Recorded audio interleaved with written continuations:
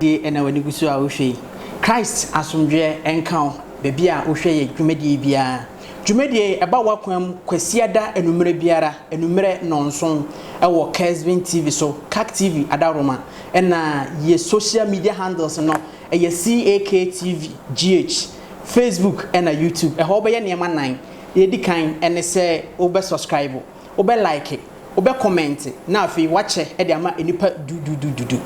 yada wase se kasamfonyi dɔɔso na dwumadi ahodo pii ɛdɔɔso enumere na waje ebre se walk with me Lord enem nante awrade dwumadi ɛna wobɛhwɛ midende kwabena frempon manson KFM ɛna menim nwiaba akosia bo achewa akosia bɔkɔ de yesu adom kwabena metia papa potential mother kwabena abusia maame mfa na azama New Hope Wellness Center Omadaroma ena efa toso mienu na ase ena finka bodwumadi no yede ba beso mo me betisi a mpanyimfo asem a waka se onipa wu a na waseye no afei na New Hope Wellness Center Addiction Rehab amama giadi pa se watonsem ntentan wanum nubone ama wabrabo asinitrase a nka ekikura obesan ama wabani party bia mu bio wo ayaresa de ma ankrankra biara na adwene ho atechema treatment and management of psychiatric illness se ebano se broken heart nso a obete po short time afutuo ni abrabo mu nkyerɛkyerɛ die woni challenger environment na efe kyerɛ se etise wuti wufie we nyina sika ketua bi na obetwia Reverend Father Michael Usu na ye kofa bai adenti na odofo ana obusuani ugyae no emani wu ana obodam efise waton sanwe mu ana woye nlo fa no breyen ebeboa na mane ho ato no New Hope Wellness Center wo asonomaso Kwabri East Municipal Frahoma edidi suwe 0550464647 ana 0550461138 New Hope Wellness Center enidaso ewo hobio abusia nyame nhira papa se wanya bre na watwen me yeto adwumade nso na akosia wanwa akokoti na nso no ewo konkomo afikyire pen ma bonkro pa sa no ene o ma me yerere nkwan a wohwie nsuo ni so no akohwie bi na de adwane okay na de akogu niti no nti ma me yerere nkwan bebe na so de aben sa easy na ne hefo na ebosa nkro no me na fofo nkran ketenkete Francisca Chupe mu Monica mo ye bobo ye ho ani ye hyefikyire na etwen na mema nka ho mema no say ya no mo ye papa nti no mo no wodem na ye no aduane no na mo ye ma me fo na ye wi ana ya wo fufuo no ma bedi okay ene ahwefo nso akai wo mmofra se agora na wotadie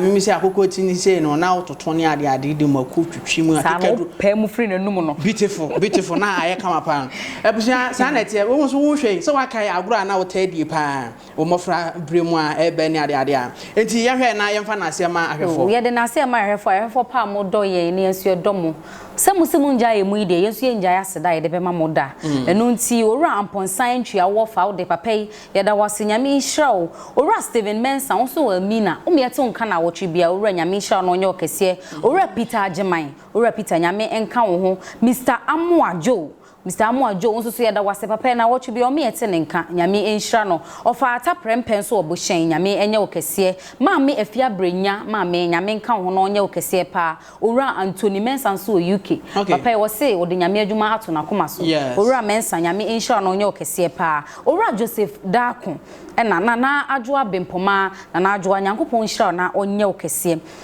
maame Veronica Ankran so wo baabi ani maame yehwe baabi ani no wo de bia obokat media ho da rona abibian so me yete nka ma me ankra nyame insure no onye okese wo baabi ani owura Patrick Ventures sa Patricia Ventures we say yete yete nka pa nsi ebese ni pakro say ye Patricia Ventures na ne send ya o ma yehu senso ye obi so na send fa no won so aya me ensan ka odi ni say de be ye betimi abo odi afi sabiri Patricia Ventures na eba na owura Matthew ewu aboaten owura Matthew so me yete nka da bia nyame enhira no na eben edu say enterprise say no so say ye wa na wo send nyame enhira wo say ye obi so na send fa wa ya akacha ne say onfa ne din no enka ho emayen kwabna de mi woni nyame enhira boafo nyina abuja nyame enhira mu nyina papa ezan say babia wo wa wo hweye no say wan hwe dwumade ya ankete ha ye kasagu ye da mwase na ye ni so mun koso na munkrokra yen kakra saa ara and asia no so ebi enkoma Reverend Father Peter Amwaten ono na ye parish priest wo South Central so na eba ne saade a na ensi oduyefo na asabre pinaman apenkra he chiame me godfather se me kasa se na wani gi a na ase na koma nyame a na bia kwa ma oduyefo na asabre Utake FM me da na se papa na dawroma na mete ha a me kan se ya wonso wutie na ensi owura no owura yere esuman me mama Anastasia Boatin Waterfall St Anthony's Catholic Church won fa dwumade nya agro Mother Stella Kusibu achen so wo ho na Mother Ellen Owusu munyina Christ asumdwen ka mo ne South Central so asole manyina ye de mase ene de ende mo ye e de mai e mai so no so ye kama pa na akosia ne krakra ye sorry dia na ye bekoso diet fo na refo pass yes wo de mo ye maye no senkanya mo anka ye ni baabi wo ti de ka ne se ye da mase na me sorry dia me so akosia from poma wodumasa be papa Joe boy ene na ire ma aboa ma promise ajavo ma mi u twense me bodi ma nya mi shraw yesi baabi e didi ho ye nse wo kwa ma mi de mi nim de mi nyo wo se ha be no wo be di obedi woni wura Christian ajavo nya mi enhra mu nyina ani apiedu St Paul's Catholic Church me nyina ye chia mu nyina ani edumasa Roman fo nyina na emmomo me yente monka se mommo me yente monka na otwe mu nim se owura ne owura yire abankro abusua omo ewo atonsu omo ye wonderful thing so I say nansen bia o miete o monka omo ye wonderful thing omo sheda ba fie be ye niam bi special ema ohima Rebecca yes into ohima Rebecca ene ne ba Jesus omo so omo da mo ase na say ye pon ye ohima Rebecca na due no na edo winta ye ka yeah very fine the ICB aye be je yes sa my catch out say nyame adoma on the 19th of September make kai tachiman beautiful Sansama St Peter Catholic Church eho ena ye ko eye mesoa Agnes Menua mo frɛ na ante adwo adodo na tachiman na afewura ade asi Dominic omuhyira wade no so nti ye bɛkɔ hɔ wa ye bɛkɔ me twɛn 19th September bibia be fine nti ye sɔre so ho ye sɔre so pabna abusua me da se me ba sisi a me ba me was special announcement bi edema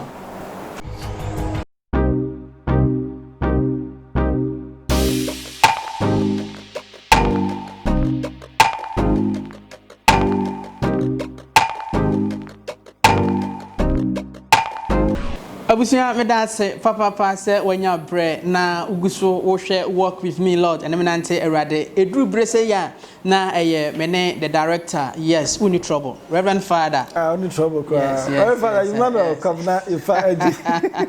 na we be fine there na madam me koye pa na so nya o nyame adom o hema Rebecca so kra me kakra era na se so bibia fine we so hwon kwan de pa yes and then bibia fine and so here and so necessary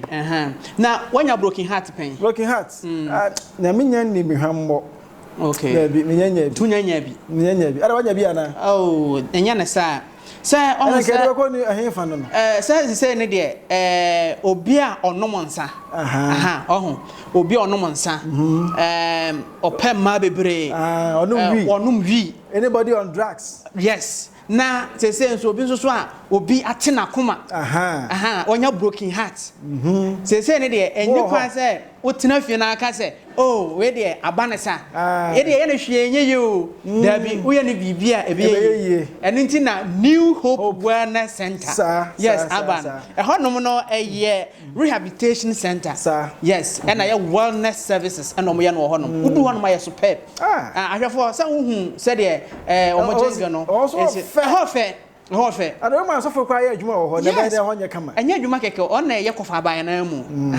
chairman general Reverend Father Makosu abusia enti New Hope Wellness Center na ye kan fama say wo busia bi a onum hwi onum nsa watom ntentan pa na ye no ho hwe nye ya New Hope Wellness Center e wasonoma so e ho na wo de ne be ko frɛ number na eno om kasa 0550 464647 0550 464647 and I say 0550 461138 na bibia anya fine enti yanto aso nyame nipa I said nyame da ma bibia so be ka ma yes. Na say okwa ye de Bible ncheche ka ho no ye de aka nyina enso ewurum na ade we de e be san da south for enso asibi yes and sana the birthday there no aba nyame inshab no nkoso nyam kese eja em say etoto a na twere be mabo ye hia obia emoa ka kimi de anya de pe ne say de bia 1 hour pe on Kesmin ye pe 24 hours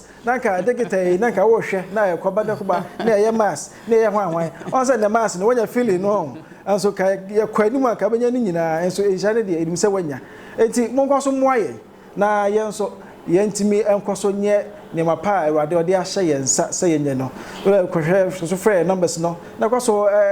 fa kakra tu maye 0505 777753 na 0246 071955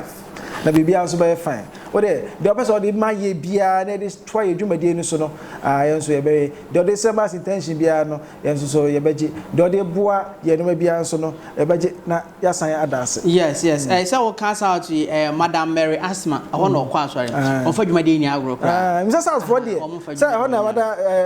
Esuma oni Mr. Esuma enso ho no you dey pay be ho no mo nkomo pa e was south ho no yes ye ni bia akasa ye be share da aba ye be share da aba ni abedi na yi Madam Anastasia Aboatin o wotafo wose me nchia wo ma no ma nchia wa ma na won tiase enti man ma chia so fo ama wa that's you be fine yes enti yen fa na fa birthday no ntwa so kwa abusia birthday no ye shase a na ye shase afidom paase bio owura Solomon Kwame Ebenezer ono okomens okokozra oye KBS founder that's right na asolisi kasem so ohwe so bie ene nti no sika kakra wo no ona da ho no enti owura Solomon Kwame Ebenezer oyere wabusua dompase asore manyina ema happy birthday Samnarian Emmanuel JBO that's right or St. Gregory Major Seminary enti owura Emmanuel JBO enzo pankro no pankro no enti owura Ima wonso yama happy birthday abusua ni nyina ohima Rebecca kan o say adano so da ase wa bibia be fine enti no tafufo pankronofo nyina da sa achia mo aka ho enti happy birthday nkoma owura Emmanuel JBO happy birthday nkoma owura yire from home Manson Patricia that's right yes from home Manson no yeah Patricia da opomade eno ni uyodi Thanos Diamond Link ehonoma enenti wase eyema kone ukunu atafrempon ene abusua ni nyina ohima Rebecca kan ho yema happy birthday oye Methodist ni that's so ebebo 6:30 not in a video was me walk with me Lord that's right yes enenti Patricia from Paul Manson Uraire happy birthday Patrianto aso ho yo na say ye so bo hanom dia ene mama yenko Boshan on okay Boshan St. John Evangelist of Ata o say ni nua no ofa asini mu Anastasia Jamfi okay one Angela Anane Chenchen hene so Anastasia oba ofefo na Chenchen hene enso o ma munyina happy birthday o mini asori man na abusuani nyina ofata Boshan and Papa St. John the Evangelist Catholic Church o say ma woda pa e wadi nsham na wonko so enya won kese say if you want to or sign the we so kan asafo AJ Samuel one be ma wodamu wonso ya ma awoda papa wadi nsham na wonko so enya won kese and your amononym miedu ko okay na answer na no wo de ye nsan hwe I mean na answer owura Samuel Samuel regular contributor woni ho kani I mean na kase ho no mo I say Docas oba ho fefo abba yema happy birthday nyame sure why dem not nsa dama I say enam no de mon fa mai na cement de on fa ko ba so obesi dan ya dama say mo de braye na ye so ye de boy you do ni nyina enso yo ene Augustine ni mo amwatin I say Thomas Kak Media yes Ninya odinachi Augustine aha ono na won so odi na woda no sa o hwe hwene ne baabi a na nanim nyina ne tuntum nyina so na baka ne suban baka akran wo se me pastors no abusuakuruwa brema abusuakuruwa ho na e ma me kwetena oh okay na metena ofie ho anka wo ho kwadu wo ho anti isi ne owura mo aten omba mo adidi adwuma no so de won se me amba adwuma dada wo ko basa na wo ba umuna wo ba ne yesi bibi ofie na se bibi ofie umuna ye enti ko hwa arefo ne wan nyina wo ba abra kran so na the film na ba ene ye don wase afia yi so na omuso bedi 26 years omu ware ye oh okay wo hwe wo tete na wo tete obi kan tete obi tire hwe mu ta na wo timu ze bibia omo chame kakra bi sao 26 years omo chame kakra bi no so fi the boy 26 years ni te kak mi dia fo nyina so mo mutren kwa nyame sha ne enshamo pa enso na owura ejare nso se eye ne ba Emmanuel Abem ejare okay and Gabriel Esiedu ye mama happy birthday enti ma ene Gabi ye owura ejare oyadwuma park aha no so won fa dwuma de ni agora sa enti na se ayedu asifo nyina so ye chiachia mu nyina enso yo se yakwa mo no na so what I type Lufthansa say American Airways okay say boda no say ye bia ye bia dia ene bedi kan afa American Airways oh we call US US dia oba ye fa no Trinity eja na oba nsusun kon obofa ba ko Trinity Akosua Ampofo ansia edin ye de sana ni num so ofe enti ansia family US say o ma awoda papa na say ye free US dia ene ye nko UK we de me nua ba Adomaboache Jacqueline kan so ma ne me we need trouble oba ma ne o say nyama da Roma our friend o kakra so tawo scan bo so ho ba na so kak media so wasa ye bo enti nim say o de beba Jacqueline Adomaboache ma bna kak media fo nyina ene o ma me ma ansa ene KB ene test o nyina say o ma awoda papa resume kan obi ene ura enso ye say nyame sha na onkoso enye wo kese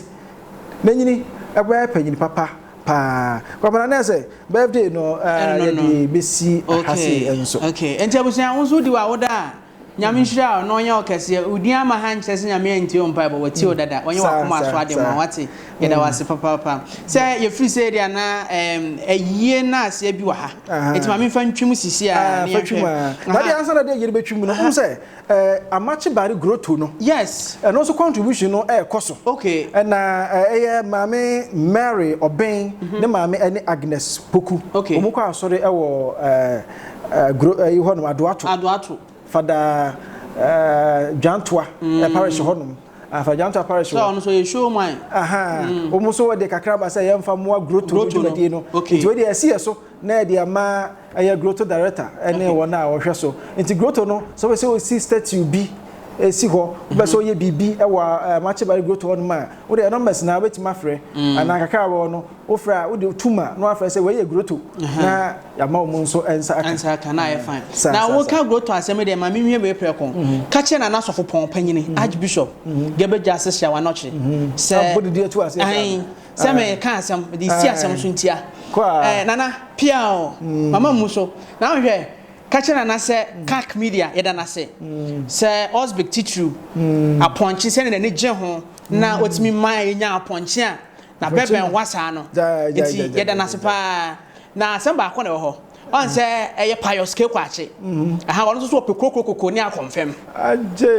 ene na ne je ho pa ene nti ahwefo mo hwe ye na fe na so fopompan ne se na oye ma Osbig no kokokoko ni a confirm ena pious ke kwache so ode ma nyina